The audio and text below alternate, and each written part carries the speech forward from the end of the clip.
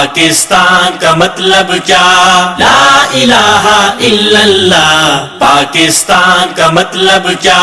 لا الہ الا اللہ. پاکستان کا مطلب کیا؟ لا الہ الا اللہ. ناظرین ویلکم بیک ٹو پیغام پاکستان. ڈاکٹر صاحب اگلی خبر بھی بڑی خوشی کی خبر ہے. ظاہر ہے ہم پاکستان میں رہتے ہیں، اس کے لیے بڑی قربانیاں دی ہیں، اور اس کے حوالے سے جب بھی کوئی اچھی خبر آتی ہے تو ہمیں خوشی ہوتی ہے کہ ہم آگے بڑھ رہے ہیں، ہمیں دنیا میں عزت مل رہی ہے. یہ خبر ہے جی ہماری فوج کے حوالے سے. ہماری فوج نے بہت قربانیاں دی ہیں، وہ ہمارا حصار ہیں، ہمارا دفاع ہیں، ہماری سرحدوں کے محافظ ہیں. ایون میں تو سمجھتا ہوں نظریاتی سرحدوں کے محافظ بھی ہیں. خبر یہ ہے جی کہ دنیا کی فوجی طاقتوں کے حوالے سے گلوبل فائر پاور انڈیکس ایک مطلب کوئی ادارہ ہے جس نے پاکستانی فوج کی اور دیگر افواج کی درجہ بندی کی ہے، جس میں پاکستان مزید ایک درجہ کوالیفائی کر گیا ہے، بہتر ہو گیا ہے. اور ڈاکٹر صاحب اس سے پہلے 10واں نمبر تھا، اب ایک درجہ ہم اوپر چڑھ گئے ہیں. ڈاکٹر صاحب اس حوالے سے اگر ہم دیکھیں کہ یہ رینکنگ کس بنیاد پر کی جاتی ہے تو 50 سے زیادہ فیکٹرز ہیں یا ان کے سٹینڈرڈز ہیں جن پر وہ دیکھ کر کسی بھی فوج کی وہ رینک کرتے ہیں کہ وہ کہاں ہیں. ان فیکٹرز میں ملٹری حجم ہے کہ تعداد کتنی ہے فوج کی، یہ دیکھتے ہیں ملک کی فائنینشل یعنی معاشی حالت کیسی ہے، پھر ایون جغرافیائی حیثیت کو دیکھتے ہیں. تو بہرحال جو بھی ان کے سٹینڈرڈ رہے ہوں، ہمارے لیے خوشی کی خبر یہ ہے کہ ہم جیسے بھی حالات ہیں، کرونا کی مصیبت پوری دنیا میں ہے اور دیگر مسائل ہیں، اس سب کے باوجود ہماری فوج، ہمارے محافظ وہ اللہ کے فضل سے مزید آگے بڑھے ہیں. یہ بڑی خوشی کی خبر ہے. یقیناً خوشی کی خبر ہے، اور اس کو آپ اس اینگل سے بھی دیکھیں کسی قوم کی یا کسی ریاست کی جو اس کی جو پوزیشن ہوتی ہے نا، مستحکم پوزیشن یا کسی ریاست کا استحکام، اس کے 2 پیرامیٹرز ہوتے ہیں، داخلی سطح پر اور خارجی سطح پر. داخلی استحکام کے لیے جو سب سے بڑا ٹول ہے جب ریاستیں داخلی سطح پر مستحکم ہوتی ہیں، وہ ٹول ہے عدل. جس قوم کے اندر، جس معاشرے کے اندر، جس ریاست کے اندر داخلی طور پر عدل قائم ہے تو عدل ریاست کو انٹرنلی داخلی طور پر مستحکم کر دے گا، لہٰذا اس ریاست کو آپ مستحکم کہہ سکتے ہیں. سیدنا علی کا مشہور قول یاد آ گیا. ہاں جی. سبحان اللہ. خارجی سطح پر کوئی بھی اس کے یہ قرآن کا مفہوم ہے، اور یہ سورہ آل عمران کے اندر اور مختلف جگہوں پہ اللہ کریم نے جہاں منافقین کا کردار ڈسکس کیا ہے نا، تو منافقین ایکسپوز ہوتے ہیں عدل کی موقع پر بھی، اور جو ایکسٹرنل یعنی خارجی طور پر ریاست کا استحکام ہے اس کا ٹول ہے جہاد، اور جہاد کے موقع پر بھی منافقین ایکسپوز ہوتے ہیں، اور عدل کو قائم کرنے کے موقع پر بھی منافقین ایکسپوز ہوتے ہیں. بالکل، کیونکہ دونوں کا تعلق ایمان کے ساتھ ہے. لہٰذا اس کو آپ یوں سمجھیں کہ یہ جو اللہ کریم نے ہمیں ملک پاکستان کو ایک تو پوری اسلامی دنیا میں جو حیثیت عطا کی ہے کہ یہ تمام اسلامی دنیا کا اس اعتبار سے لیڈر ہے کہ سب لوگ پاکستان کی طرف دیکھتے ہیں، اپنے جغرافیائی طور پر چھوٹا ملک ہونے کے باوجود. اور میرے خیال میں تو یہ چونکہ انٹرنیشنلی جو فوج کی تعداد ہے وہ بھی ملک کی آبادی کے تناسب سے ہوتی ہے، اس سے زیادہ تو وہ کر نہیں سکتے، ایک خاص حد ہوتی ہے، اس کے بعد نہیں کر سکتے. لہٰذا پاکستان کی آبادی کے اعتبار سے، پاکستان کے علاقے کے اعتبار سے جتنی فوج پاکستان رکھ سکتا ہے اتنی ہے، لیکن کم ترین وسائل استعمال کر کے ہماری جو خاص طور پہ جو خفیہ ایجنسی ہے، ہماری پاکستان کی جو انٹیلیجنس ایجنسی ہے، وہ اب جب آپ دیکھتے ہیں کہ تو پوری دنیا میں رینکنگ میں تو وہ نمبر 1 آتی ہے. وہ نمبر 1 اس لیے آتی ہے، وہ صرف اسلامی ملکوں میں نہیں بلکہ پوری دنیا کی ایجنسیوں میں نمبر 1 آتی ہے. کیوں نمبر 1 آتی ہے؟ کہ کم ترین وسائل استعمال کر کے وہ بہترین نتائج اور سب سے زیادہ جو ہے وہ نتائج حاصل کرتے ہیں.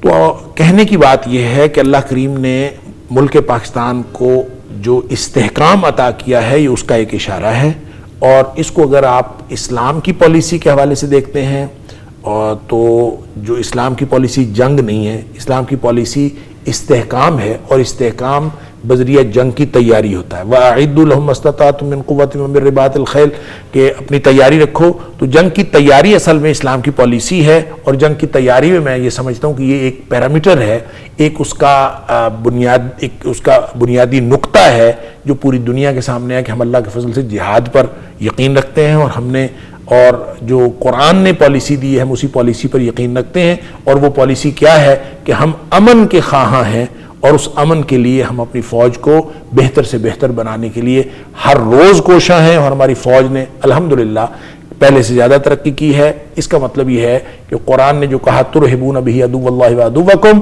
اس کے ذریعے سے تمہارا دشمن بھی اور اللہ کا دشمن بھی، وہ دشمن بھی جن کو تم جانتے ہو اور وہ دشمن بھی جن کو تم نہیں جانتے، وہ سارے دبک کے بیٹھے رہیں گے۔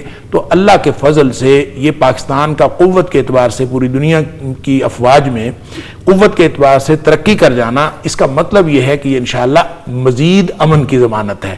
تو جیسے جیسے اسلامی فوج ترقی کرتی ہے وہ کبھی بھی اس لیے دنیا کو کسی مصیبت میں مبتلا کرنے کے لیے فوج نہیں بنائی جاتی، بلکہ وہ دنیا میں امن قائم کرنے کے لیے بنائی جاتی ہے۔ ڈاکٹر صاحب آپ یعنی غور فرمائیے کہ ایک چیز ہے جارحیت اور ایک چیز ہے عزت سے جینا۔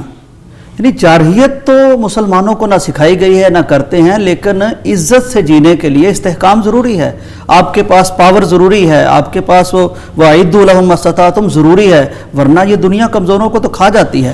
یعنی اپنے ملک کو عزت سے رکھنے کے لیے، اپنے قوم کو عزت سے جینے کے لیے یہ ساری دنیا کرتی ہے، ہم بھی کر رہے ہیں، یعنی اس کا جارحیت سے کوئی تعلق تو نہیں ہے۔ دیکھیں، جارحیت یا توسیع پسندانہ عزائم یہ ایک بالکل ڈیفرنٹ چیز ہے، اس کا تعلق امن قائم کرنے سے نہیں ہے، بلکہ امن خراب کرنے سے ہے۔ وہ تو اس کا تعلق بعض اوقات فساد سے ہوتا ہے۔ بالکل، میں یہ عرض کرتا ہوں کہ وہ اس کی ایک صورت پیدا ہو سکتی ہے، کبھی جہاد میں وہ نقطہ آ سکتا ہے، لیکن وہ پالیسی نہیں ہے اسلام کی۔ اسلام کی پالیسی یہ ہے کہ آپ صرف جنگ کی تیاری رکھو، اور یہ ادارہ جہاد اس کی وزڈم یہ ہے کہ اگر کبھی کوئی فیکٹر، چاہے وہ انٹرنل ہو اور چاہے وہ ایکسٹرنل ہو، اگر وہ معاشرے کے امن کو تباہ کرنے کے درپے ہو تو یہ ادارہ جہاد حرکت میں آ جائے، اور وہ جو فیکٹر ہے جو معاشرے میں فساد پیدا کرنا چاہتا ہے، چاہے وہ داخلی طور پر فساد پیدا کرے چاہے وہ خارجی طور پر فساد پیدا کرے،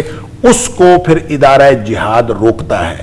تو جب سے حضرت عمر فاروق رضی اللہ تعالیٰ عنہ کے دور میں باقاعدہ فوج بن گئی تو وہی ادارہ جہاد جو ہے وہ فوج کی شکل اختیار کر گیا۔ باقاعدہ کینٹونمنٹس بنانے کا جو اسلام کی تاریخ میں حضرت عمر فاروق رضی اللہ تعالیٰ نے رواج ڈالا، تو آج تک جو ہے وہ اسلامی افواج اسی طرح سے، یہ تو الگ بات ہے کہ آج دنیا پوری جو تقسیم ہوئی ہے نیشن سٹیٹ کے اندر، یہ تو ایک پوری دنیا کی تقسیم کا ایک الگ فینومینا ہے، اور اس کی طرف ہم نہیں جاتے، لیکن اس میں جو اسلامی ممالک ہیں، یہ سارے کے سارے اسلامی ممالک، یہ ان کا تحفظ، یہ ملت اسلامیہ کے چھوٹے چھوٹے یونٹس ہیں، ان سارے یونٹس کی جو رہنمائی ہے، اس سارے یونٹس کی جو قیادت ہے، وہ اللہ کریم نے قدرتی طور پر اور فطری طور پر پاکستان کو عطا کی ہے۔ پاکستان کو اللہ تعالیٰ طاقت عطا فرما رہا ہے، گویا ملت اسلامیہ مضبوط سے مضبوط تر ہو رہی ہے۔ جی بالکل ڈاکٹر صاحب، ناظرین ڈاکٹر صاحب نے بالکل یہ پوری جو ایک تو یہ جو فلسفہ جہاد ہے، یا آپ اس کو فوج یا عسکری جو بھی نام دیں، نام بدلنے سے حقیقت تو نہیں بدلتی، اس کو سمرائز کیا، پھر دنیا میں اس کی جو اپلیکیشن ہے اس کے حوالے سے بھی ڈاکٹر صاحب نے جو ہمیں بتایا اس سے یقیناً ہمیں بہت خوشی بھی ہے اور ہمارے علم میں اضافہ بھی ہوا ہے۔ مزید خوشی کی خبر یہ ہے اس حوالے سے جس پہ ہم نے بات بھی کی کہ اس سارے سینیریو میں صرف ایک ملک کی ایک یعنی فوج ہے، ایک ادارہ ایسا ہے جس نے ترقی کی ہے، باقی سب سٹیبل ہیں، یعنی صرف اس سارے سینیریو میں پاکستان نے پیش قدمی کی ہے، پاکستانی افواج آگے بڑھی ہیں، اور اللہ کا بڑا شکر ہے۔ اللہ تعالیٰ اس عرض وطن کو اور زیادہ ترقیاں دے، افواج پاکستان کو ترقی دے، عوام پاکستان کو ترقی دے۔ ہم ہر فیلڈ میں اللہ نے ہمیں نواز رکھا ہے، ہم آگے بڑھیں، ملک میں عدل بھی آئے، مزید عدل آئے، اور مزید ہم آگے بڑھیں۔ بریک کا وقت ہے، واپس آتے ہیں۔ پاکستان کا مطلب کیا؟ لا الہ الا اللہ۔ پاکستان کا مطلب کیا؟ لا الہ الا اللہ۔ پاکستان کا مطلب کیا؟ لا الہ الا اللہ۔